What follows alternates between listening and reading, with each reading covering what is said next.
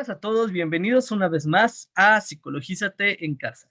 El día de hoy tenemos una invitada espectacular, tenemos a la doctora Chapa Romero, y sobre todo ella nos va a hablar el día de hoy sobre perspectiva de género. Me gustaría comentarles antes de comenzar la entrevista, pues una parte de su gran currículum que tiene. Ella es doctora en Psicología y Salud por la Universidad Nacional Autónoma de México. Es actualmente profesora asociada a tiempo completo en la UNAM. Tiene múltiples líneas de investigación, de las cuales se resalta género, sexualidad y salud, violencia de género, tecnologías de reproducción asistida, entre otras áreas. Actualmente es asesora e integrante del Comité Académico del Diplomado Internacional Feminismos en América Latina, que oferta anualmente el Centro de Investigaciones Interdisciplinarias en Ciencias y Humanidades de la UNAM. Forma parte del registro de especialistas de estudio de género y feminismo del CIEG. Del 2015 al 2019 fue responsable del programa de prácticas Atención Psicológica a Víctimas de Violencia Sexual desde una perspectiva de género en la misma Facultad de Psicología. Y pues me gustaría comentarles que es autora y coautora de múltiples publicaciones en revistas indexadas, capítulos de libros arbitrados, memorias, entre otras cosas, y revistas de divulgación, ¿no? Pues ha participado en múltiples proyectos relacionados, por ejemplo, a cuestiones de género por parte de PAPIT, PAPIME, y actualmente forma parte de la Red Mexicana de Ciencia, Tecnología y Género, la cual cuenta con la participación a nivel internacional y pues principalmente obtiene pues financiamiento y pues este apoyo por parte de CONACYT, y pues lo ha tenido por al menos 5 años consecutivos.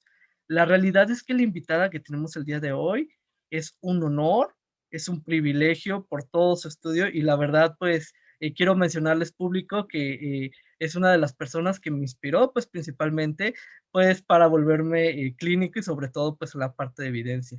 Doctora, es un placer tenerla el día de hoy. Ay, pues muchísimas gracias, Alex. Yo también estoy muy contenta de estar aquí contigo, de reencontrarme con alumnos pues muy queridos durante la formación que tuvieron, sobre todo pues por el entusiasmo y seguir, ver cómo avanzan en sus trayectorias profesionales, y pues es un gusto para mí, digo, el estar aquí. Muchas gracias. No, pues muchísimas gracias a usted. Y pues me gustaría también empezar a hablar. Fíjese que en los últimos meses, en los últimos años, ha habido un boom relacionado a perspectiva de género. Obviamente, por razones obvias, cuestiones epidemiológicas, por cuestiones de violencia de género, por múltiples cosas, ¿no? Hasta la ONU ha creado su propio área específica que se llama ONU Mujeres, específica a esto. Sin embargo, cuando hablamos de perspectiva de género, a veces quedan como vacíos. Por eso, hoy que traigo a la experta, a la mera mera del tema, me gustaría preguntarle, ¿a qué nos referimos a perspectiva de género y qué no es perspectiva de género? Gracias. Sí, Alejandro, pues esto genera luego mucha confusión porque lo que ha pasado es que ha habido una tendencia a vaciar de sentido, ¿no? A veces este concepto. Bueno, la perspectiva de género lo que hace es una mirada, ¿no? Justamente crítica, transversal, en todos los procesos o situaciones que se quieran estudiar, intervenir, etcétera, todos los campos, que permite analizar o mirar críticamente las relaciones de poder que existen entre hombres y mujeres, pero también entre personas de la diversidad sexogenérica, ¿no? Pero sobre todo esta dimensión porque hay pues estadísticas, ¿no? Hay evidencia de esta desigualdad y de la brecha de género pues en varios ámbitos, ¿no? Tenemos toda esta brecha en el ámbito salarial, ¿no? O sea, en el acceso a recursos económicos, en la violencia, ¿no? En la violencia que se vive y pues que justamente se enuncia contra las mujeres por motivos de género. Entonces, es esta mirada, ¿no? Esta mirada crítica a esas relaciones, y que entonces una vez que yo entienda y que pueda mirar desde ese lugar, con formación, por supuesto. Es importante tener una formación, saber de qué hablo cuando hablo de género, cuando hablo de sexo, cuando hablo de identidad de género. Es muy importante entonces tener esta mirada crítica desde la formación para hablar de ello, ¿no? Perspectiva de género no se refiere nada más a hablar o a desglosar y decir hombres y mujeres, ¿no? Los hombres se entiende que de esta manera actúan, por ejemplo, en psicología, que tienden a actuar así por sus rasgos, ¿no? Por sus rasgos, por situaciones incluso neurológicas, ¿no? Bioquímicas, y las mujeres así también, porque es su naturaleza, ¿no? Se trata de no esencializar, sino ver todo el proceso, ¿no? Complejo que como seres humanos, ¿no? Con características biológicas, sociales, culturales, etcétera. Entonces nos desenvolvemos en contextos específicos y a partir de ahí pues construimos muchas de lo que se puede decir que es la subjetividad. Entonces es analizar críticamente esas diferencias, ¿no? Y no nada más se refiere a esto, a desagregar por sexo a hombres y mujeres, a Claro, mirar, ¿no?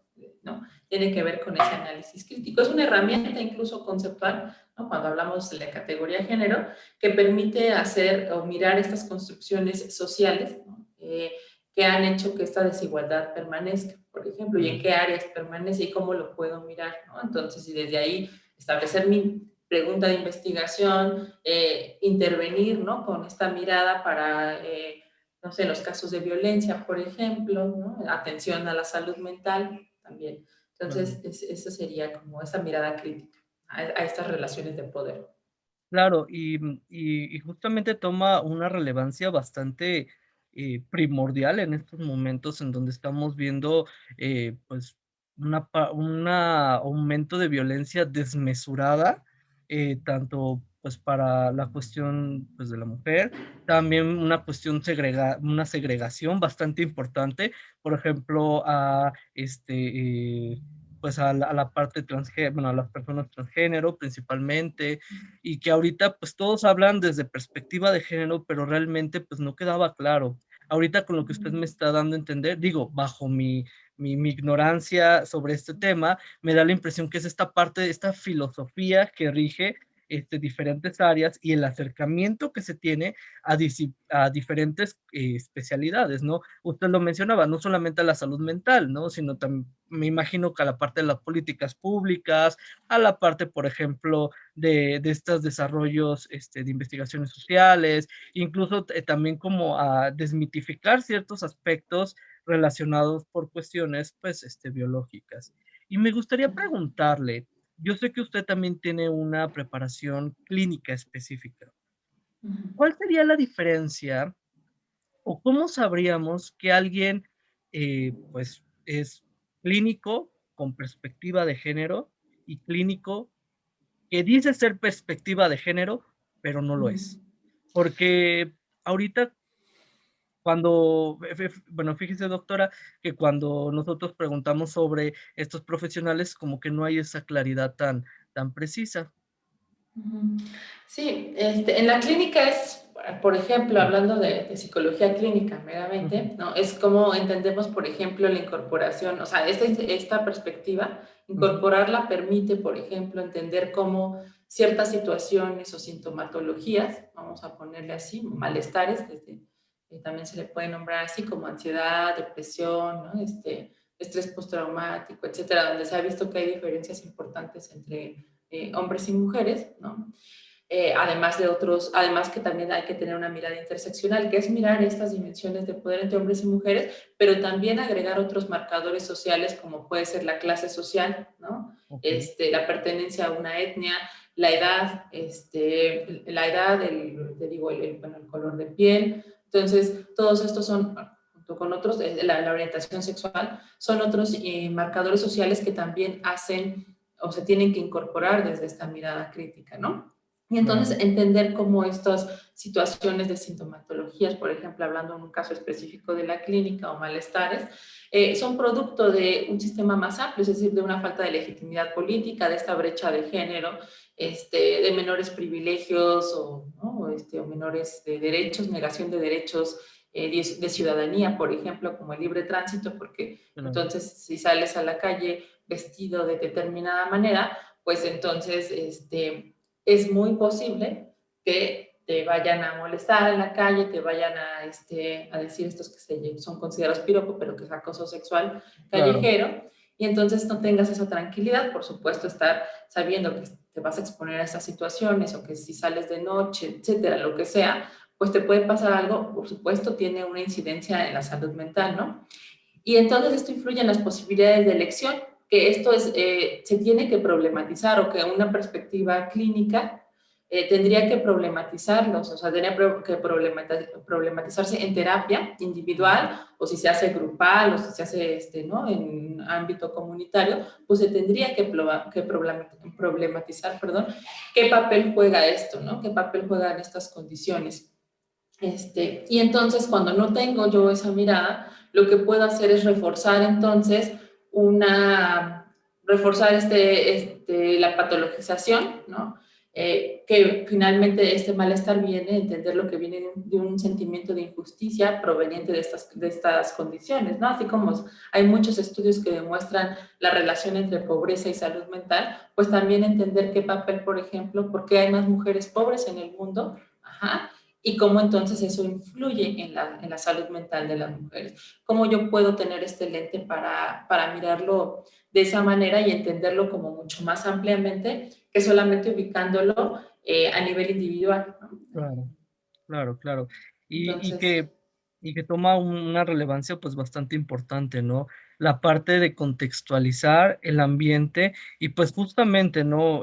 Tampoco invalidar a la persona, ¿no? Que justamente, usted lo mencionaba, ¿no? El malestar que tiene pues es esperado bajo una condición que se está presentando y que la realidad es desafortunadamente compleja y que justamente ahorita lo que se busca es tomar en cuenta esto, pues, para poder mejorar la calidad de vida. Ya me queda más claro esto que usted me está comentando. A mí me gustaría preguntarle, fíjese que ahorita incluso hay, bases de datos que me sorprendió, que se dedican puramente al estudio de género, por ejemplo, pues sí, por ejemplo, la UNAM te permite acceder a ellos, tanto papers como libros, como revistas, entre otras cosas. Me gustaría preguntarle, ¿cómo es la investigación con perspectiva de género? Digo, yo estoy como ajeno a esta mirada que usted me está comentando. ¿Cómo sería hacer esta investigación? sí, de hecho, coordinamos un libro con la doctora Norma Blasquez sobre esta incorporación o la necesidad de una incorporación de género, de esta mirada crítica, una mirada de una inclusión de la perspectiva de género en Claro, la ciencia, ¿no? Porque desde los 70 hubo muchos estudios críticos, ¿no? Sobre todo en sociología, en estos estudios que se llaman de ciencia y sociedad, de ver cómo la ciencia pues no es tan neutral como se enarbola, ¿no? Sino que hay claro, sesgos. Y entonces en estos estudios se marcaba que había, o sea, mostraba cómo había sesgos de clase social, por ejemplo, en la ciencia, que legitimaban, por ejemplo, el despojo de las tierras a comunidad indígena, ¿no? Es un ejemplo de ello. O cómo se miraban, ¿no? A ciertas personas, por ejemplo, con base en su color de piel, y entonces también se deslegitimaba, ¿no? La expropiación de tierras, etcétera. Pero también lo que hicieron las mujeres cuando entraron masivamente ya, gracias también a la vindicación de derechos, entraron masivamente a las universidades y se pudieron establecer también como académicas y empezaron a hacer investigación, pues también reforzaron algo que ya también se había estado evidenciando desde hacía, pues, por lo menos desde el siglo XIX, de estos sesgos de género, ¿no? O sea, de qué manera influían, por ejemplo, los sesgos de género en la investigación. Como yo podría decir, o sea, en un caso como el de Colbert y Gilligan, que Colbert entonces, por muy buenas intenciones que tenía en su teoría sobre este juicio moral, y que había construido su muestra exclusivamente por varones, por ejemplo, eso es un sesgo, ¿no? Ahora ya claro, sabemos que eso pues no puede ser, no se puede generalizar, ¿no? A partir de los resultados en una muestra exclusivamente conformada por varones, no se puede generalizar esos hallazgos a las mujeres. También pasó mucho tiempo en la medicina, ¿no? En el tema del VIH, que trabajé durante mucho tiempo con mujeres, pues los primeros estudios ¿no? médicos estaban muy centrados entonces en los efectos que tenían los antirretrovirales en muestras de conformarse exclusivamente por varones.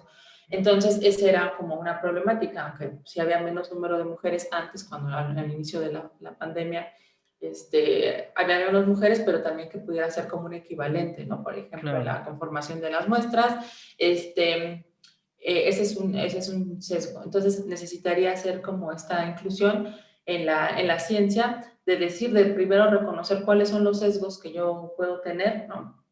En esta materia. Otros sesgos, por ejemplo, y que tendría que estar también, o que está marcado en la investigación, pero que está desde la formación, es que yo trabajé mucho con esta red que trabajamos, en ujú, la red CITEC, la red de ujú, Ciencia, Tecnología y Género, cuando trabajamos en talleres con mujeres que están que son mujeres que están en las carreras STEM, de ingeniería, matemáticas, ¿no? Física. claro, Una de las situaciones es que pues su formación, pero ya después pensando en otras ciencias como la psicología también, tu formación es que casi siempre revisas teorías escritas por hombres, y durante toda la carrera es igual. Yo de hecho les preguntaba en psicología alguna vez en un taller cuáles serían las aportaciones de 5 mujeres a la psicología, aunque nombraran, ¿no?, 5 mujeres, y bueno, reconocen a Anna Freud, por ejemplo, ¿no? Es una de las que reconocen, Karen Horney,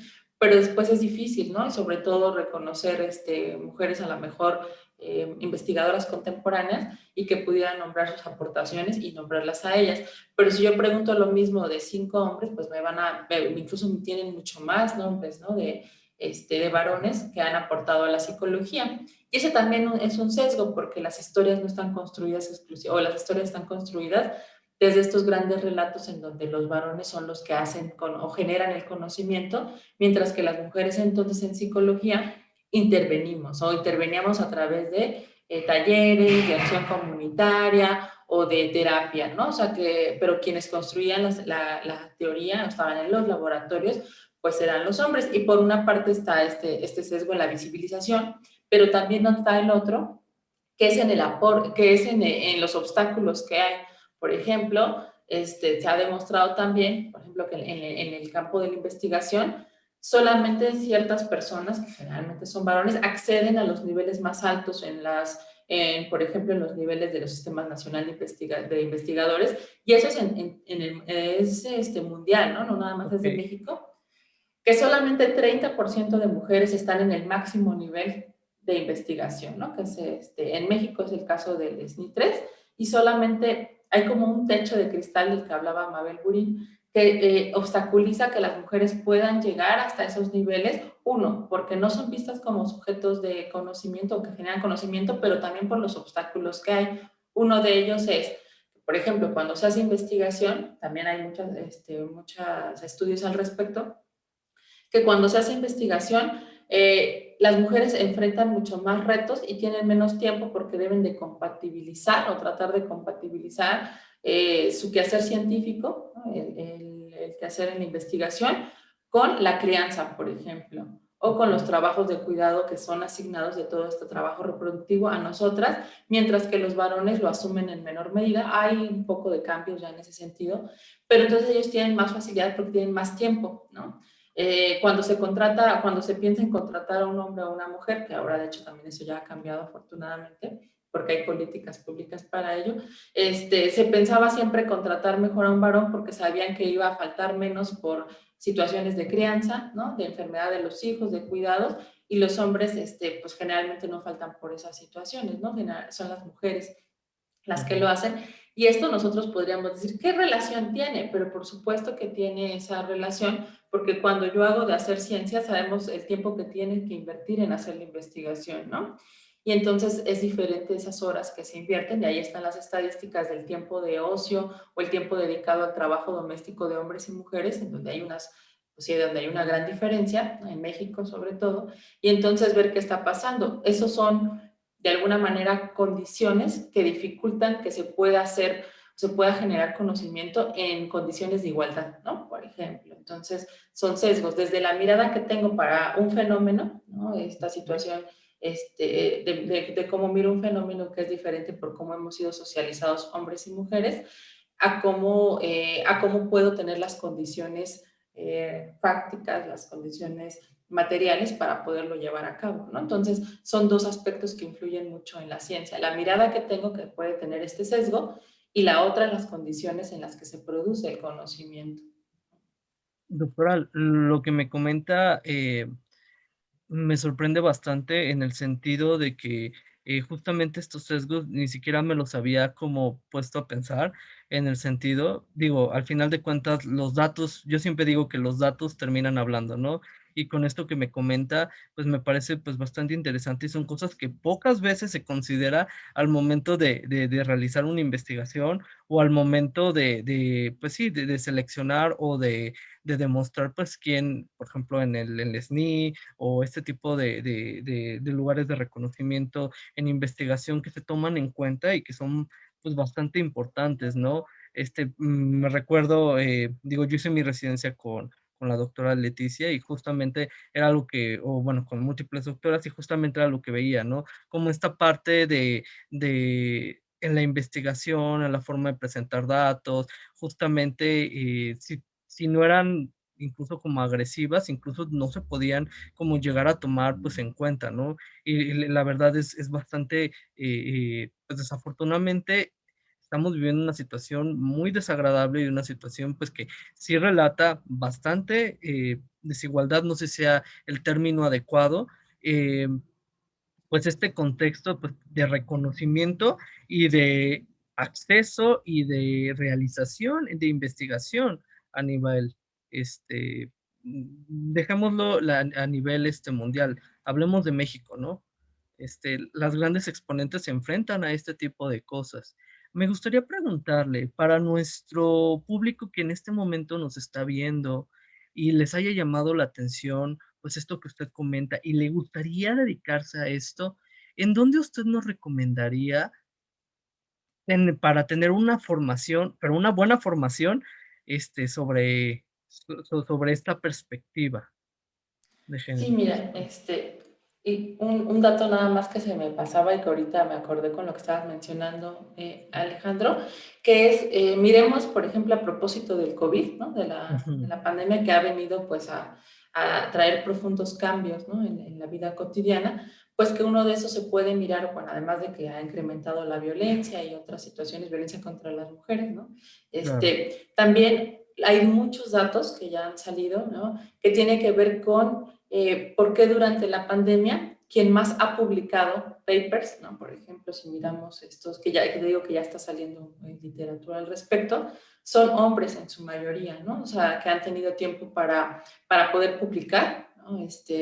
Y entonces tienen mucho más publicaciones en comparación con las mujeres que parece que detuvieron o incluso se redujo el número de publicaciones en el claro, caso de mujeres. Y lo que han relatado las científicas encargadas de laboratorios, etcétera, es que pues les ha dado menor tiempo por el cuidado de los hijos que representa ahora además frente a esta situación en donde tienen que estar preparándose o formándose los hijos en la casa, pues quien se queda al frente de esto, además de los cuidados de cuando hay enfermos, además de la preparación de alimentos o de los quehaceres domésticos, de compra, de pensar en las compras y todo, que se le llama carga mental, son las mujeres y entonces ahí también se ve una brecha, ¿no?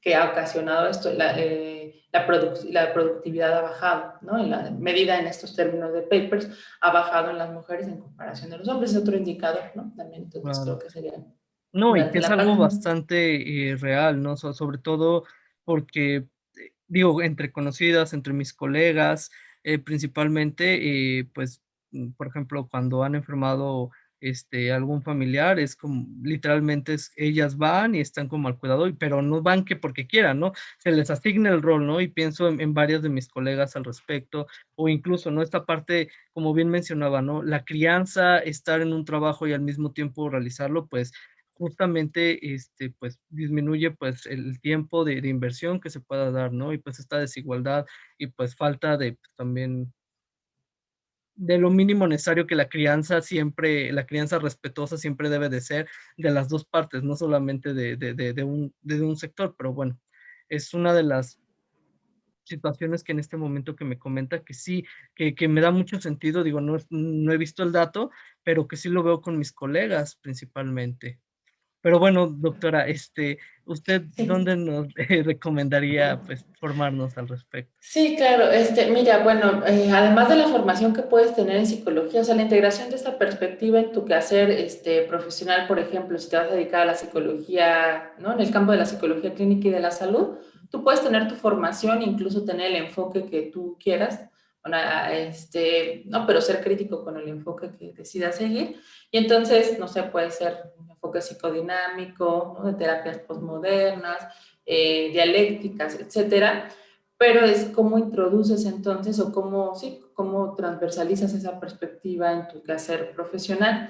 Entonces, te digo, tú te puedes formar, ¿no? Y te seguir formándote en el enfoque que prefieras y pues especializándote, etcétera, pero sí sería oportuno. Yo lo que hice fue formarme, por ejemplo, en este diplomado del SAGE, ¿no? Del Centro de Estudios Interdisciplinarios en Ciencias y Humanidades, porque me permite también una visión o una formación inter y multidisciplinaria, que eso también es Claro, importante y es a lo que se apuesta cada vez más, ¿no?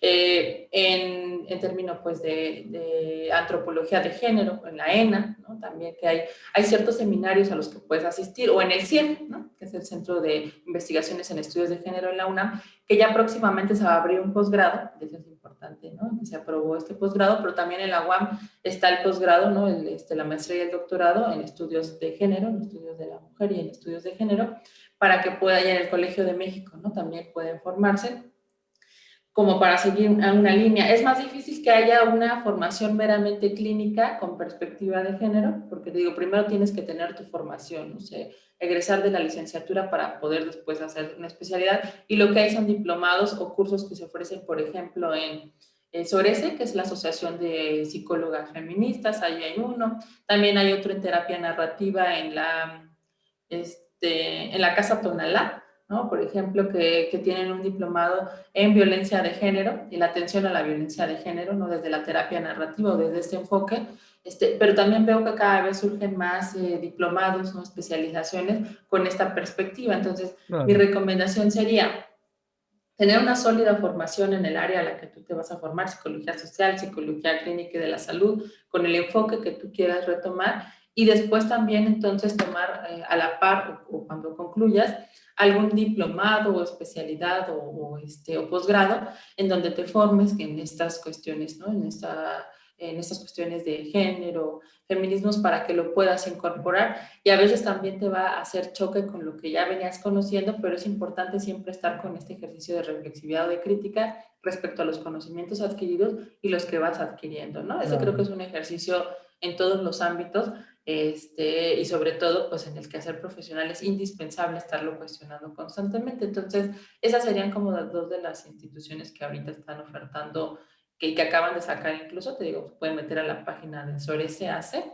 que acaba de sacar muchos cursos de formación, y el de Casa Tonalá, que continuamente tiene estos diplomados. No sé si tiene ya esa carga o ese valor de horas para ser tomado como un diplomado, ¿no? Entonces, esas son dos opciones aquí en México, pero también está la Universidad de Salamanca, que que está ofertando también un máster en violencia de género, y Claro. los primeros módulos pues son sobre género, la explicación de género, y también hay muchos diplomados. Les invitamos a seguir la página también hablando de formación, de un seminario que echamos a andar con unas colegas de la Facultad de Psicología, que justamente apelando a esta necesidad de formación en esta perspectiva, pues nos dimos a la tarea desde junio del año pasado a implementar este seminario que se llama Seminario de Género y Feminismos en la Facultad de Psicología, y que justamente lo que nos permite seguirnos formando. De hecho, acabamos de tener una ponente que justamente es la coordinadora de SORESE, y que nos habló de esta relación entre clínica, ¿no? Entre psicología clínica y género, y de qué manera hacen ellas acompañamiento, por ejemplo, a madres de personas desaparecidas, ¿no? Desaparición Claro. forzada, de feminicidio, de todos estos temas que están ahí, que son una realidad y que debemos de saber de qué manera las podemos acompañar en nuestro quehacer, ¿no? Como psicólogas, como psicólogos, a esas realidades. qué herramientas debemos tener. Entonces, son algunos ejemplos, ¿no? De esa formación que cada vez como que prolifera más. Y justamente todo esto que usted me está comentando lo van a tener, pues justamente tanto su página como la parte de las posibilidades para formación. Voy a buscarlas, se las voy a poner en el link para que ustedes puedan tenerlas con accesibilidad. Y pues también, ¿no? Justamente ahorita mencionaba y estaba pensando, por ejemplo, en lo que son las terapias conductual contextuales. Digo, hablo de mi formación. Yo soy terapeuta conductual contextual, ¿no? Pero, por ejemplo, estoy viendo que la terapia integral de pareja, por ejemplo, ahorita forzosamente lo que están hablando los autores y lo que están describiendo es que necesitas formación en perspectiva de género, si no, pues estás literalmente frito, ¿no? En cuanto a la efectividad de tu intervención, ¿no? Estoy pensando en dialéctico conductual, principalmente que es un tratamiento que ha sido el gold estándar para trastorno límite de la personalidad, trastorno narcisista, entre otras cosas. Entonces también ahí, bueno, los papers que he visto, digo, yo no soy experto y no es mi área, pero lo que yo he visto es la necesidad impecable de que necesitamos en este momento ya este paradigma o yo diría, no sé si sería paradigma o filosofía, digo, tendría que investigar al respecto, pero que permee nuestras intervenciones clínicas. Doctora, le Sí. agradezco muchísimo la entrevista. Me ha gustado bastante. El tiempo se me ha pasado bastante rápido y sobre todo, pues que he aprendido bastante con todo lo que me ha comentado y me ha cuestionado, porque incluso en la divulgación, doctora, he de Sí. comentar, en la divulgación de la psicología, por ejemplo, ahorita que ya empecé, digamos, como a dedicarme un poco a esto, estaba pensando, divulgadoras mujeres y a mi mente viene luego divulgadores hombres, ¿no? Entonces, Juan Martín Florid, pero estoy pensando, por ejemplo, en Carolina Marsolier, estoy pensando en diferentes divulgadoras, pero sí, aún hay más hay más como la divulgación por parte de los hombres que de las mujeres, y me llama mucho la atención. Bueno, Ujú. ahorita con todo lo que me estaba comentando, me quedé con eso. Bueno, además de muchas cosas más, ¿no? También, Claro, sí, creo que es importante mirarlo así, te digo, por estos dos efectos, el de claro, las historias y cómo se cuentan las historias, ¿no? Cuáles se visibilizan y la otra de los obstáculos, ¿no? Entonces es exactamente. importante. Ujú. Exactamente, pues le agradezco mucho el tiempo que me permitió, me siento muy honrado y pues ahora sí que pues la Psicologízate en Casa está abierto para ustedes, para cualquier cosa que necesite y ya le estaré invitando posteriormente para que nos hable. Ok, pues muchas gracias Alejandro por la invitación, qué buena iniciativa esta, ¿no? Justamente hablando de divulgación de la ciencia, esta me parece una excelente iniciativa y pues qué gusto estar por acá y verte nuevamente. Pues le agradezco mucho y pues entonces cualquier cosa que necesiten, pues tienen la página, pueden contactar a la doctora, en algún proyecto, algo que estén trabajando, pues la doctora está ahí en la página, está disponible. Sigan su seminario, acuérdense, los Ujú. seminarios son muy buenas formas de aprender y formarse sobre un tema por el análisis crítico que se realice y pues si vamos a difundir, que sea con evidencia y siempre con datos, no con opinión.